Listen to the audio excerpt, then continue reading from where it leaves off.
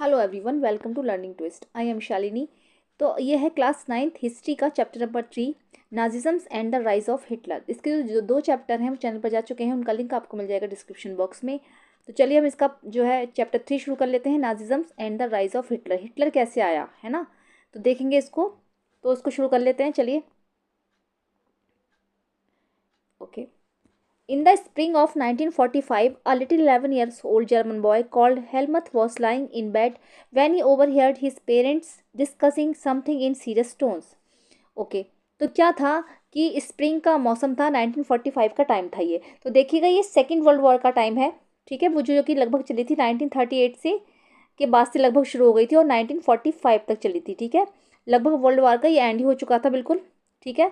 तो इसमें क्या था, इसमें जर्मनी हार गई थी, है ना। जर्मनी का इसमें लॉस हुआ था, जर्मनी इसमें हार गई थी। तो देखो, फर्स्ट वर्ल्ड वॉर में भी और सेकंड वर्ल्ड वॉर में बेचारे जर्मनी ही इसकी वर्ल्ड वॉर की शुरुआत करता है और जर्मनी ही हर बार हारता है। दोनों बार जर्मनी की हार हुई थी इसमें, तो वो आगे आपको पता चलेगा। लेकिन in the spring of 1945, spring का समय था और 1945 का टाइम था। तो a little 11 years old German boy called Helmuth, एक 11 साल का छोटा लड़का जिसका नाम था Helmuth, was lying in the bed when he overheard his parent. वो बेड पर लेटा हुआ था जब उसने अपने पेरेंट्स की कॉन्वर्सेशन सुनी, जो कि वो कुछ सीरियस टोन्स में बातें कर रहे थे। His father a prominent physician, उसके जो पिता थे, हेलमथ जो लड़का था ना, उसके जो पिता थे वो एक प्रोमिनेंट फिजिशियन थे। फिजिशियन मतलब एक डॉक्टर थे, जो फिजिशियंस होते हैं। Deliberated with his wife whether the time had come to kill the entire family और if he should commit suicide alone. उनका कहना था कि वो ये कह रहे थे, उन्होंने डिसाइड किया कि वो ये कह रहे थे कि क्या मुझे जो है पूरी फैमिली को मार देना चाहिए, कि अब वो समय आ चुका है कि क्या मुझे पूरी फैमिली को मार देना चाहिए या फिर मुझे अकेले ही सुसाइड कमिट कर लेना चाहिए। His father spoke about his fear of revenge saying, उसके पिताजी जो थे, his father spoke about his fear of revenge, वो बदले के डर से डर चुके थे बिल्कुल। सेइंग, इसीलिए वो ऐसी बात कह रहे थे। Now the allies will do to us what we did to the crippled and Jews. Allies, देखो एलिस क्या होता है। एलिस जो है कुछ देशों से मिलकर बना है, जिसमें कौन कौन से देश आते हैं एलिस में। यूके, ठीक है, यूके, फ्रांस, रशिया और साथ में आता है यूएसए, है ना। कौन कौन से आते हैं एलिस में देश, यूके, यूके, है ना। इस तरीके से आप लिख लीजिए, यूके, कौन कौन से आते हैं, फ्रांस आता है एक तो, रशिया और प्लस यूएसए, ये सब एलिस में आते हैं। इस तरीके से जो देश आते हैं ये एलिस में आते हैं। तो क्या था, उनका कहना था कि वो डर की वजह से ऐसा कर रहे थे। उनका कहना था कि अब ये एलिस जो है हमें नहीं छोड़ेंगे, कि जो हम लोगों ने उनके साथ किया है। The crippled and juice, crippled होता है अपंग लोग, अपंग, और ज्यूस होता है, ज्यूस देखो ज्यूस क्या है, यहूदी को बोलते हैं। यहूदी एक धर्म होता है जो आज भी इसराइल में, जो वहाँ का जो है धर्म बना हुआ है इसराइल के लोगों का, है ना। इसराइल एक देश है, कंट्री है, तो जो वहाँ पर आज बना हुआ है धर्म, तो ज्यूस। तो यानी कि उनका कहना था कि अब एलिस हम लोगों को नहीं छोड़ेंगे, क्योंकि जो हमने अपंग और ज्यूस लोगों के साथ किया है, यानी कि इसराइल के लोगों के साथ जो क्या है, जिनका धर्म जो है यहूदी होता है। अगर आपने नहीं सुना है तो आप सुन लीजिए इसको, ये बहुत इंपॉर्टेंट वर्ड है, आपको आगे भी काम आएगा। तो the next day he took Helmuth to the woods where they spend their last happy time together singing old children's songs. तो अगले दिन क्या था, वो हेलमथ को एक जंगल में ले गए, वुड्स जंगल के लिए आया यहाँ पर, जहाँ पर उन्होंने अपने जो है पुराने गाने गाए, बच्चों के पुराने गाने गाए। Later Helmuth father shoot himself in office, और उसके बाद हेलमथ के पिता ने ऑफिस में अपने आप को शूट कर लिया, यानी अपने आप को गोली मार ली। Helmuth remembers that he saw his father a bloody uniform being burned in the family fireplace. Helmuth को आज भी याद है कि उसके पिता की कैसे ब्लडी यूनिफॉर्म, मतलब खून से रंगी हुई जो यूनिफॉर्म थी उसकी पिता की, कैसे वो है फैमिली फायरप्लेस में जला दी गई थी। फैमिली फायरप्लेस का मतलब यह है कि देखो, जितने भी ठंडे देश होते हैं ना, तो वहाँ पर घरों में भट्टी लगा लेते हैं हाथ तापने के लिए, हाथ सेकने के लिए। तो जो फैमिली फायर प्लेस थी, उसमें उनकी जो ब्लडी यूनिफॉर्म थी, खून से सनी हुई, खून से लथपथ जो उनकी यूनिफॉर्म थी, उसको जला दिया गया था। उसको आज भी वो चीज़ याद है। सो ट्रोमेटिसाइड was he by what he had overheard and what had it happened that he reacted by refusing to eat at home for the following 9 years. He was afraid that his mother might poison him. देखो, मैंने screenshot लिया है तो थोड़ा सा ये धुंधला सा आ रहा है, आप लोग अपनी बुक लेके बैठिएगा, है ना। बाकी एक्सप्लेन तो मैं कर ही दूंगी, थोड़ा सा अगर आपको कोई प्रॉब्लम हो रही है, बाकी नहीं तो आप इसमें से ही पढ़ लीजिएगा। तो सो ट्रोमाटाइज, उसको क्या होता है, उसको जो हेलमथ था ना लड़का, उसको बहुत ज़्यादा ट्रॉमा में आ गया था, बहुत ज़्यादा उसको सदमा सा हो गया था, शॉक हो गया था वो कि ये क्या हुआ है। तो उसने बहुत दिनों तक सोचता रहा कि पता नहीं कैसे हो गया, क्या हुआ, ये मेरे पिताजी ने ऐसा क्यों किया। उसके समझ में कुछ नहीं आ रहा था, इसलिए उसने क्या करा था, वो बहुत दिनों तक ऐसे ही रहा और उसने घर का खाना भी नहीं खाया 9 साल तक, क्योंकि उसको ये लगता था कि कहीं उसकी मम्मा उसको पॉइजन मिला कर ना दे दे, कहीं हो सकता है कि वो उसे भी मार दे। तो उसने 9 साल तक घर का खाना भी नहीं खाया। Although Helmut may not be have realized all that it meant, his father had been a Nazi and a supporter of Adolf Hitler. यद्यपि हेलमेट जो था ये रियलाइज नहीं कर पा रहा था, उसको पता ही नहीं था कि इसका मतलब क्या है, क्योंकि उसके पिताजी जो थे वो कौन थे, वो एक नाजी थे। नाजी कौन थे? Nazi and a supporter of Adolf Hitler, Adolf Hitler के सपोर्टर थे, यानी कि वो उन्होंने ग्रुप बना लिया था एडोल्फ हिटलर ने, नाजी, तो यानी कि वो एक नाजी थे। तो इसलिए उन्होंने अपने आप को मार लिया था। उनको डर था कि कहीं अब मुझसे सब बदला ना ले जाए, कहीं अब जो हमने उन लोगों के साथ किया तो कहीं अब वो हमारे साथ भी ऐसा ना करें। Many of you will know something about the Nazis and Hitler, आप में से बहुत सारे लोग जो हैं वो नाजीज और हिटलर के बारे में जानते होंगे, उन्होंने सुना भी होगा। You probably know of Hitler's determination to make Germany into a mighty power and his ambition of conquest all of Europe, कि आपको शायद याद हो या आप शायद जानते हो कि हिटलर जो था, हिटलर की जो डिटर्मिनेशन थी वो जर्मनी को एक पावरफुल देश घोषित करने की थी, वो जर्मनी को बहुत ज़्यादा पावरफुल बनाना चाहता था। And his ambition of conquering all over of Europe, और उसको जो एम्बिशंस थी, उसकी जो महत्वाकांक्षाएं थी, एम्बिशन मीन्स महत्वाकांक्षा, उसकी जो महत्वाकांक्षाएं थी वो पूरे यूरोप पर कब्जा करने की थी। यूरोप देखो, यूरोप जो है वो अलग अलग देशों से मिलकर बना है ना, यूरोप में बहुत बड़ा कॉन्टिनेंट है, उसमें अलग अलग जैसे सारे देश हैं, तो उनको उसका मतलब था कि सब पे वो कब्जा जमा लेगा, है ना। तो पूरे यूरोप पर कब्जा जमाने की थी, पूरे यूरोप को जीतने की थी उसकी स्कीम जो थी। You may have heard that he killed juice, आपने सुना होगा शायद कि उसने जो है ज्यूस को कैसे मारा था, तड़पा तड़पा कर मारा था उन लोगों को, बेचारों को बहुत ज़्यादा अत्याचार किए थे उनके ऊपर, कि कैसे कोई व्यक्ति, एक इंसान दूसरे इंसान को इतनी गंदी तरीके से मार सकता है। But Nazism was not one और टू आइसोलेटेड एक्ट्स, लेकिन क्या है, जो नाजिज्म का ये प्रोसेस है ये एक या दो आइसोलेटेड एक्ट्स का नहीं है, इट वॉज अ सिस्टम, ये तो पूरा सिस्टम ही था, एक a structure of ideas about the world and politics, ये एक ऐसा सिस्टम था जो कि वर्ल्ड और पॉलिटिक्स के बारे में था। Let us try and understand what Nazism was all about, आइए जानने की कोशिश करते हैं कि नाजिज्म क्या है और इसके बारे में जानेंगे पूरी डिटेल में।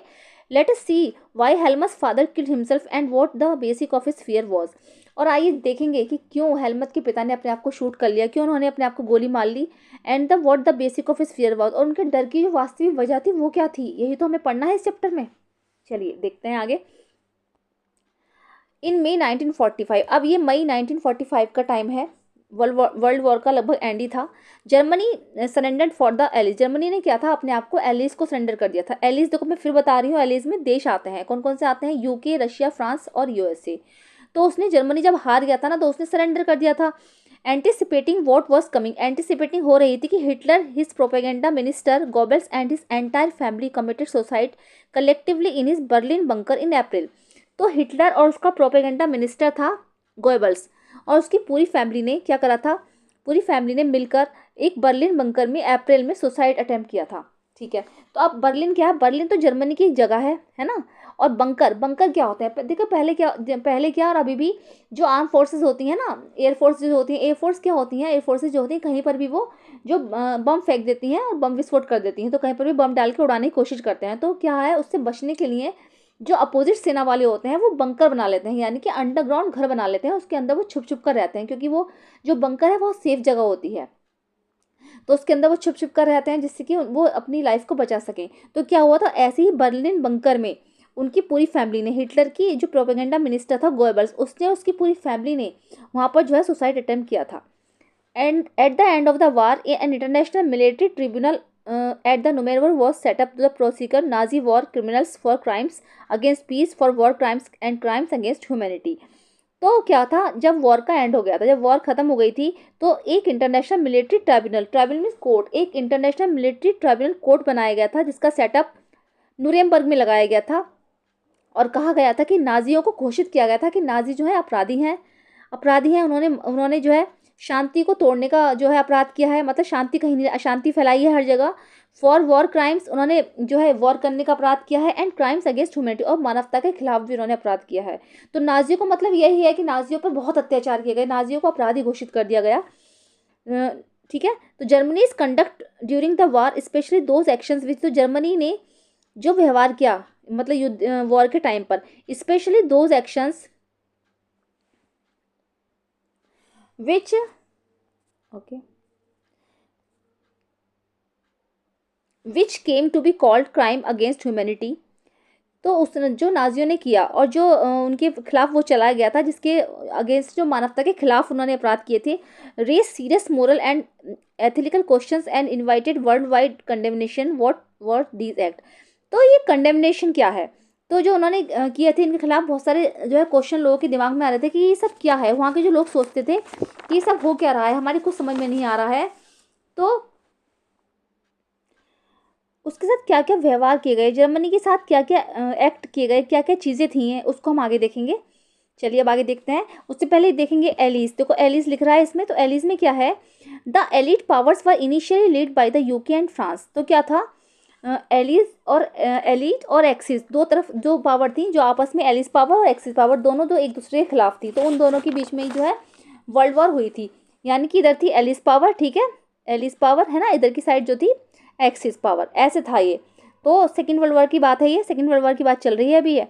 तो इसमें कौन कौन से देश आते थे, इसमें आता था यूके और फ्रांस, है ना। बाद में इसमें जो है यूएसएसआर और यूएसए भी ज्वाइन हुए थे। तो यूएसएसआर जो है वो है रशिया है आज, इसका क्या नाम है, इसका रशिया है। तो ये दोनों फोर्सेस जो थी वो एक दूसरे के सामने थी, एलिस पावर और एक्सिस पावर। ये क्वेश्चन आ सकता है एग्जाम में कि एलिस पावर एक्सिस पावर में कौन कौन से देश शामिल थे। और एक्सिस में जो थे कौन कौन से थे, जर्मनी, इटली एंड जापान, इस तरीके से थे ये दोनों एक दूसरे के आमने सामने, ठीक है। अब आपको समझ में आ गया एलिस पावर क्या है और एक्सिस पावर क्या है। तो सेकेंड वर्ल्ड वॉर के टाइम पर ये दोनों फोर्सेस जो है एक दूसरे के सामने थी। इसमें देश तो बहुत शामिल थे, छोटे मोटे बहुत सारे देश शामिल थे, लेकिन इस तरीके से इसमें जो मेन देश हैं यही शामिल है। क्या था, पहले जो मतलब कॉलोनीज थी वो शामिल थी। जैसे मान लीजिए हम जो थे इंडिया वाले जो हैं ब्रिटेन की कॉलोनी थी, क्योंकि गुलाम था ना हमारा देश भी। तो कॉलोनीज जो होती हैं वो गुलाम को कहते हैं। तो इंडिया जो थी ब्रिटेन की कॉलोनी, तो हमने भी ना ब्रिटेन की तरफ से युद्ध लड़ा था, ठीक है। तो क्योंकि इंडिया में उस टाइम बहुत ज़्यादा आर्म फोर्स थी, इंडिया की जो संख्या सबसे ज़्यादा, इंडियन आर्मी की संख्या ही ज़्यादा थी, सबसे ज़्यादा इंडियन आर्मी का बोलबाला था उस टाइम पर। तो इंडिया ने भी ब्रिटेन के साथ जो है युद्ध लड़ा था, ठीक है। तो इतना बात तो आपको समझ में आ गई कि हम लोग भी गुलाम हुआ करते थे, पहले ब्रिटेन के गुलाम थे हम, यानी कि हम लोग जो थे ब्रिटेन की कॉलोनी थे। चलिए अब आगे बढ़ते हैं। Under the shadow of the second world war Germany had waged a genocidal war. तो क्या था कि सेकेंड वर्ल्ड वॉर के टाइम पर, सेकेंड वर्ल्ड वॉर की बात है, Germany had waged a genocidal war. तो जर्मनी ने क्या था, जैसे अब देखो जीनोसिडल वॉर होती क्या है। तो जीनोसिडल वॉर वो है, जैसे जीन्स होते हैं ना, कि माता पिता के गुण जैसे बच्चे में आते हैं, तो जीन्स होते हैं, तो हमारी बॉडी पूरी जीन पर ही डिपेंड करती है, जो हमारी बॉडी टाइप है। तो जैसे हमारी आइज़ का कलर कैसा है, हमारे बालों का कलर कैसा है, या फिर हमारी हाइट कितनी जाएगी, इस तरीके से। ऐसे ही ज्यूस जो लोग थे, तो ज्यूस को जो है हिटलर ने क्या कहा था, ज्यूस जो थे ना उनको तड़पा तड़पा कर मारा था। उसने कहा था कि ज्यूस जो है ये बहुत गंदे लोग हैं, उन पर बहुत ज़्यादा अत्याचार किए, उनको बहुत ज़्यादा मारा, उनको बहुत तड़पा तड़पा कर मारा था हिटलर ने उनको। तो हम इस चैप्टर में यही देखना है कि जर्मनी हैड वेज्ड अ जीनोसिडल, जर्मनी में क्या था कि खुद ही एक जीनोसिडल वॉर छिड़ गई थी। जितने भी इस टाइप के लोग थे यहूदी, उन लोगों को मारा जा रहा था, कि जहाँ जहाँ क्या था, जर्मनी जहाँ जहाँ पर कब्जा करती जा रही थी ना, तो वहाँ पर उन लोगों पर अत्याचार किए जा रहे थे, मतलब यहूदियों को मारा जा रहा था वहाँ पर। तो ये ज्यूस को जो है ये लोग तड़पा तड़पा कर मार रहे थे, विच resulted in the mass murder of selected groups of innocent civilians of Europe. तो इसका रिजल्ट यही रहा था पूरे यूरोप में, कि जितने भी इनोसेंट सिविलियंस थे उनको वो तड़पा तड़पा कर मारा गया।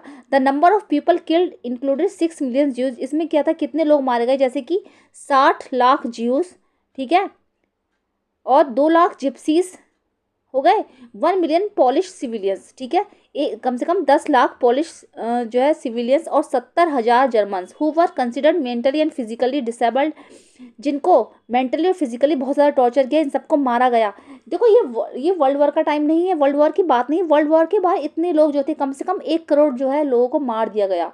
हिटलर की जब हिटलर का राइज हुआ था, तो हिटलर के राज में इतने कम से कम 1 करोड़ लोगों को जो है मार दिया गया, मौत के घाट उतार गया, और उन पर बहुत गंदी तरीके से अत्याचार किए गए, कि इतना कि कोई किसी के साथ नहीं कर सकता, बहुत ही गंदा व्यवहार किया गया था उन लोगों के साथ। Nazis devised an unprecedented means of killing people, that is why gassing them in various killing centers like ऑस्टविट्स।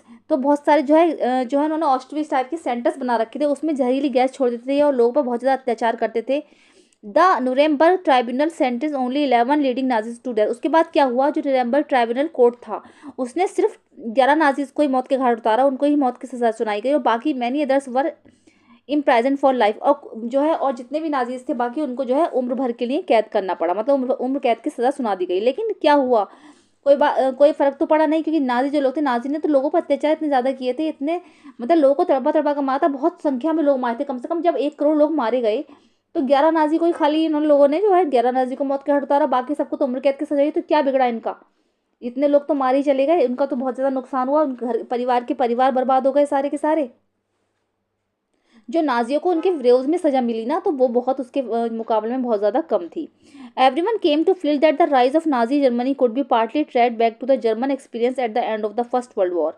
What was this experience? तो क्या था, देखो यही है कि जर्मनी की बहुत ज़्यादा इसमें बेइज्जती हुई। हर किसी को लगता था कि जर्मनी की बहुत ज़्यादा बेइज्जती हुई, जर्मनी के लोगों पर बहुत ज़्यादा अत्याचार किए गए, कि जर्मनी की वजह से ही सब कुछ हुआ है। तब ये जो फर्स्ट वर्ल्ड वॉर था, इसके ये एंड का समय था। What was this experience? तो ये एक्सपीरियंस कैसा रहा था? इसलिए तो हिटलर आया था जर्मनी में। जब इतना सब कुछ हो गया था, तो जर्मनी की बातों का बदला लेने के लिए वहाँ पर हिटलर का जन्म हुआ था। तो लोगों को लगता था कि भाई अब ऐसा ना हो जाए कि कहीं एक हिटलर पैदा हो, कहीं दूसरा हिटलर और ना पैदा हो जाए, इसलिए लोग उससे बचते थे कि हिटलर ने बहुत ज़्यादा अत्याचार किए थे लोगों पर। चलिए देखते हैं आगे। ओके, अब आता है topic birth of the Weimar Republic. Weimar Republic की स्थापना कैसे हुई? ठीक है, तो देखिएगा ये जो है, जो टॉपिक है, ये फर्स्ट वर्ल्ड वॉर का है। और जो अभी हमने इससे पहले थोड़ा सा देखा था, वो सेकेंड वर्ल्ड वॉर के बाद देखा था कि क्या हुआ। अब फर्स्ट वर्ल्ड वॉर के टाइम पर क्या हुआ ये देखेंगे। तो इसमें क्या है कि Germany a powerful empire in the early years of the 20th century. Germany क्या था, 20th सेंचुरी में बहुत ज़्यादा पावरफुल बन गया था। जर्मनी शुरू से शक्तिशाली रहा है वैसे तो, और आज भी वो बहुत पावरफुल है। ठीक है, तो पता है ऐसा क्यों होता है? क्योंकि वहाँ के लोग बहुत ज़्यादा डिसिप्लिन्ड होते हैं, बहुत ज़्यादा मेहनती होते हैं, तो इसीलिए जर्मनी जो है बहुत ज़्यादा पावरफुल देश है। Fought the First World war 1914 से 1918। तो जब फर्स्ट वर्ल्ड वॉर हुई थी ना, तो 1914 से 1918 के बीच हुई थी। Alongside the Australian empire and against the allies. एक साइड में क्या था, ऑस्ट्रियन एम्पायर था, सॉरी, और एक साइड में जो थे ये एलिस थे। एलिस में कौन कौन सा आते हैं? England, France and Russia. Okay,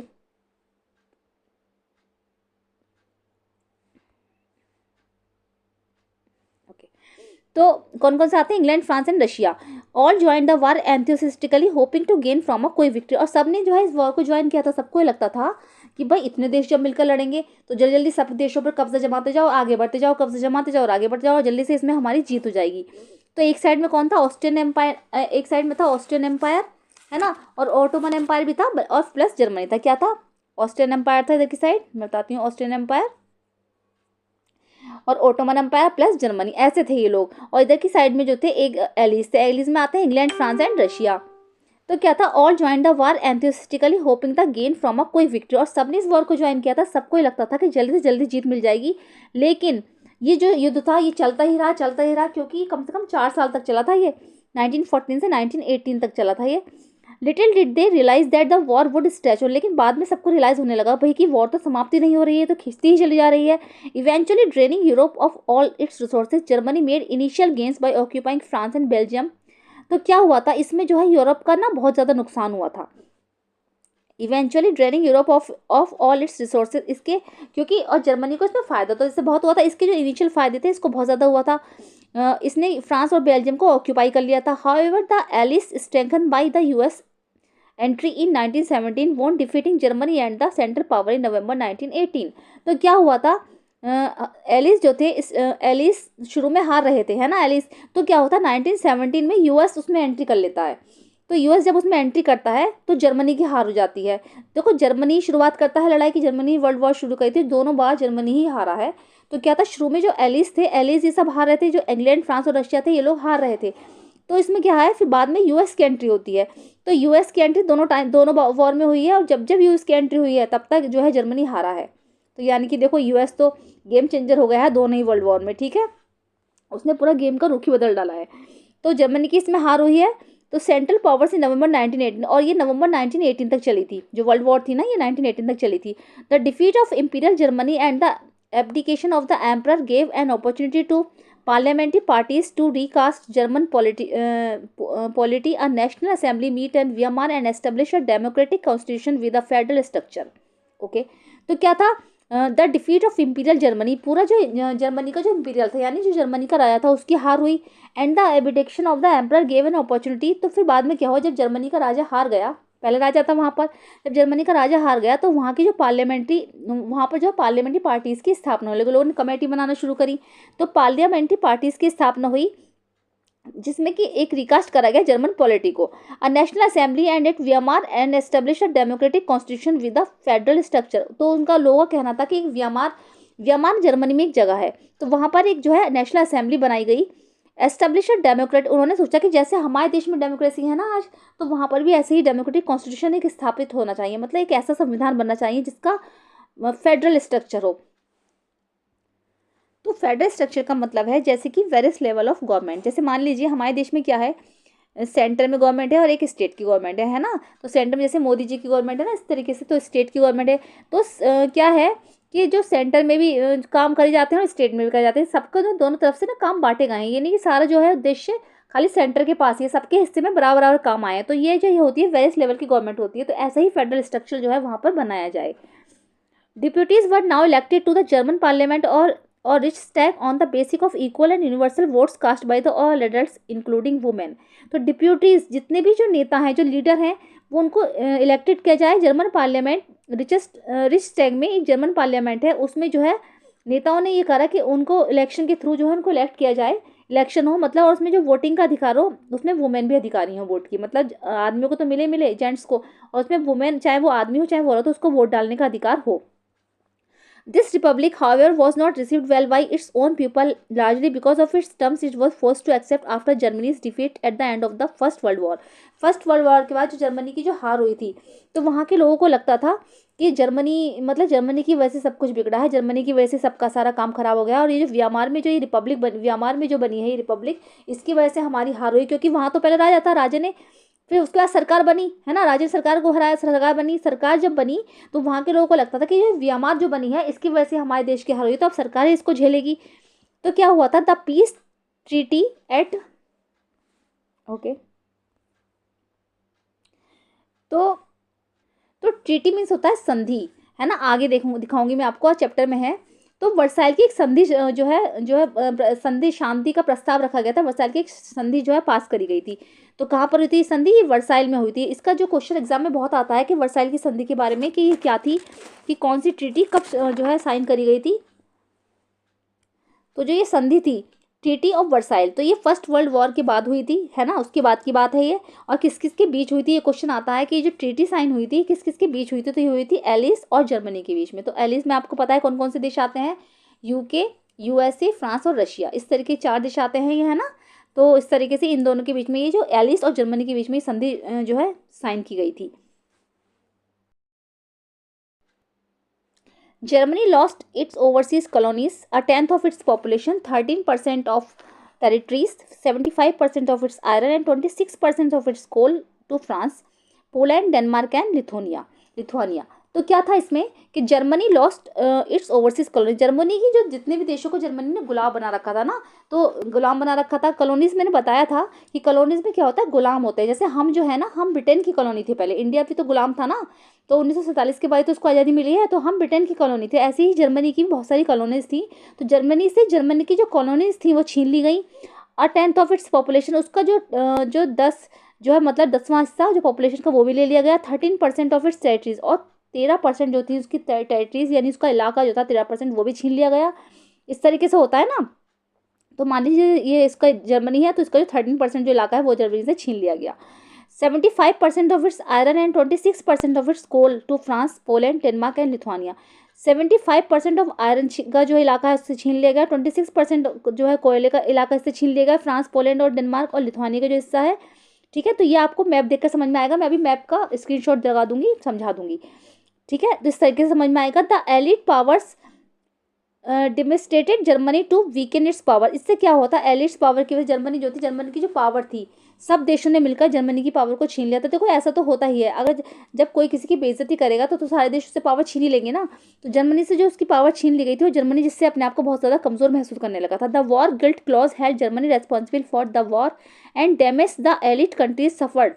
तो एलिट कंट्रीज को लगता था कि जितनी भी ये वॉर हुई है ये सब जर्मनी की वजह से हुई है, अब जर्मनी इसका भुगतान करेगी, जर्मनी को इसका बहुत सारा पैसा भी देना पड़ा। तो जर्मनी को इस चीज़ का बहुत ज़्यादा लॉस हुआ। जर्मनी वॉज फोर्स्ड टू पे कॉम्पनसेशन अमाउंटेड टू €6 बिलियन, यानी कि आप ये समझ लीजिए बहुत बड़ा अमाउंट है ये, जर्मनी को ये सब चुकाना पड़ा था, €6 billion. The allied armies also occupied the resources rich Rhineland for much of the 1920s। Many Germans held the new Weimar Republic responsible for not only the defeat in the war but the disgrace at the Versailles। और बहुत सारे Germans को ये भी लगता था कि सब कुछ इस व्यामा रिपब्लिक की वजह से हुआ है, जो हमारे देश में इतना गंदा हमारे साथ सुलूक किया जाता है, जर्मनी की जो इतनी इंसल्ट हुई है, इतनी बेइज्जती हुई है, सब कुछ इस व्यामा रिपब्लिक की वजह से हुई है। लोग वहाँ पर यही मानते थे। तो चलिए पहले हम इसको एक बार मैप देख लेते हैं। मैप में क्या क्या है मैं आपको समझा दूंगी, किस तरीके से वहाँ का जो है कोल का और आयरन का जो है उनका इलाका जो सब छीन लिया गया था, वो मैं दिखा दे रही हूँ आपको। तो देखिएगा इस तरीके से मैप है, जैसे ये जर्मनी है ना, ये जर्मनी का इलाका है, सारे जर्मनी है जैसे। तो यहाँ पर है रिहाइनलैंड, ये जो है यहाँ पर जो है ये कोल और आयरन का ये मिनरल रिच जो है, मिनरल रिच देश है, रिहाइनलैंड जगह है ये। ठीक है, जो यहाँ पर क्या है, कोल का बहुत बड़े बड़े जो खदान है कोल के, और आयरन यहाँ पर बहुत ज़्यादा मात्रा में मिलता है। तो क्या था, जर्मनी से ये रिहाइनलैंड का इलाका भी छीन लिया गया था, ये वाला इलाका भी जर्मनी से छीन लिया गया था। जर्मनी का इसमें बहुत ज़्यादा लॉस हुआ था। जर्मनी ने कैसे करा था, जर्मनी ने पहले इस पर हमला किया बेल्जियम पर, फिर फ्रांस पर, फिर इस तरीके से यहाँ पर आकर उसने सब पर इस पर हमला कर देता था। तो बाद में क्या हुआ था, ये सारे देश जो हो गए थे बाद में एक हो गए थे, इन लोगों ने क्या करा था, जर्मनी से ये रिहाइनलैंड का इलाका भी छीन लिया था। बहुत ज़्यादा उसका नुकसान हुआ था, उसको बहुत कुछ झेलना पड़ा था इस काम के लिए। ठीक है, चलिए आपको थोड़ा बहुत तो समझ में आ ही गया होगा। अच्छे से आप लोग वीडियो को रिपीट करके देख लीजिएगा, नहीं समझ में आ रहा है तो। वैसे मैं अच्छे से एक्सप्लेन करने की कोशिश कर रही हूँ। ठीक है, चलिए तो आज के लिए बस इतना ही। अगर पसंद आया तो उसको लाइक कीजिएगा, चैनल पर नहीं है तो सब्सक्राइब कीजिएगा, साथ में बेल आइकन को भी प्रेस कीजिएगा। मिलते हैं नेक्स्ट वीडियो में। Thank you so much.